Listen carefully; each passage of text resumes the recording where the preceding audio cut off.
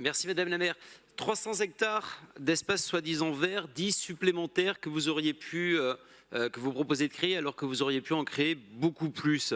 Et voici donc le bilan de vos minables tractations de couloirs entre menaces avortées, portes qui claquent et désaccords de fond.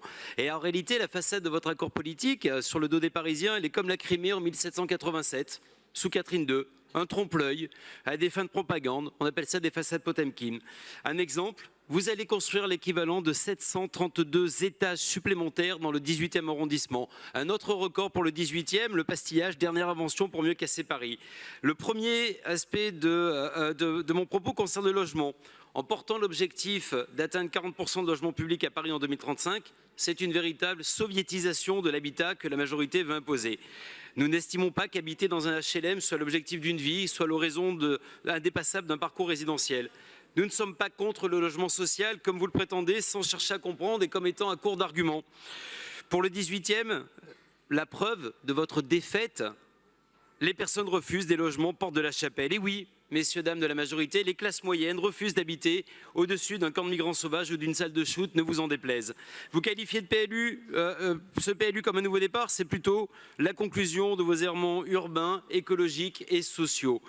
Avec Éric Hellers, nous avons souhaité proposer, au nom du groupe Changer Paris, de changer de logique en matière de préemption et d'y recourir seulement dans les cas d'insalubrité, de marchands de sommeil, de vacances durables ou de péril.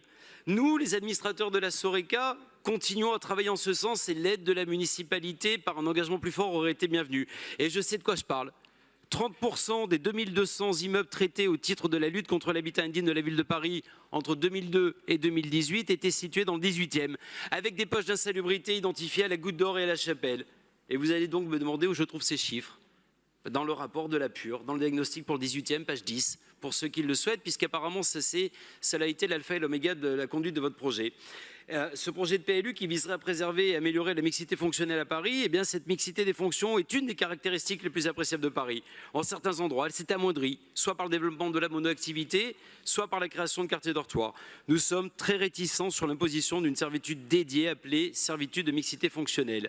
Nous avons souhaité également déposer un vœu relatif à la protection du commerce de proximité, qui est le premier facteur de l'animation de rue, du moins le premier facteur souhaité par les habitants. À cet égard, le 18e arrondissement souffre malheureusement d'une forme de ségrégation commerciale entre des quartiers chanceux, Colincourt, Poteau, Damrémont, et ceux qui possédaient autrefois et en sont désormais durablement dépourvus, comme à Miro-Simplon.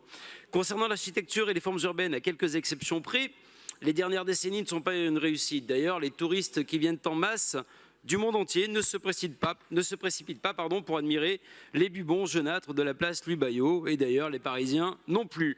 Et la hantise du pastiche a conduit à un autre travers, celui d'imposer l'architecture dite contemporaine, même si elle peut être médiocre, sinistre ou répétitive. Si l'on veut construire un véritable immeuble haussmannien, c'est interdit par le PLU. Par contre, si on veut infliger un cube affreux, c'est autorisé. Un mot sur la densité. Le PLU vient faciliter densification, surélévation et comblement de dents creuses. Alors plutôt d'espaces faiblement élevés, puisque ce ne sont pas des dents creuses. Et la véritable question est encore une fois l'intégration architecturale, la préservation des espaces verts et d'espaces de respiration, l'atteinte aux vues et à l'ensoleillement du voisinage. Dernier point en ce qui concerne mon propos, les vastes terrains aménagés sont les plus propices pour créer des grands espaces verts d'un seul tenant. Vous avez raté le coche avec Chapelle-Charbon et avec Ordonneur-Poissonnier. Vous bétonnez sans vision. Et j'entends souvent la majorité citer encore une fois les études de la PUR, Monsieur Brossat. Il faut commencer par le début du diagnostic territorial pour le 18e. 1,8 m² d'espace vert ouvert au public par habitant contre 3,1 m² à Paris hors bois. C'est cet indicateur qui aurait dû évoluer et vous ne l'avez même pas vu. C'est toujours en page 6, monsieur le premier adjoint, si vous daignez ne pas décrocher au téléphone et plutôt écouter mes propos. Page 7, c'est la même chose. Le 18e arrondissement est le plus densément peuplé de la capitale avec 323 habitants dénombrés à l'hectare contre 250. J'en terminerai par là. Nous serons très attentifs aux dimensions du parc de Chapelle-Charbon et nous serons toujours aux côtés des riverains pour expliquer les incohérences que vous subissez sans broncher, que les riverains habitent rue des Trois Frères, rue Cavé ou rue Muller. Je vous remercie.